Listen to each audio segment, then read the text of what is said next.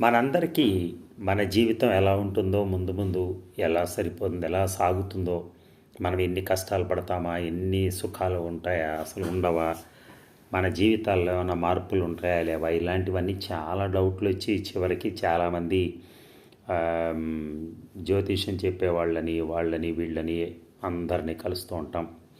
కానీ ఇప్పుడు మనకు కొత్తగా తెలిసేది ఏమిటంటే మనం చేసే సంతకాల బట్టి కూడా మన జీవితం ఏంటో తెలిసిపోతుందట. ఎలా అంటే ఒకటి చూద్దాం ఫస్ట్.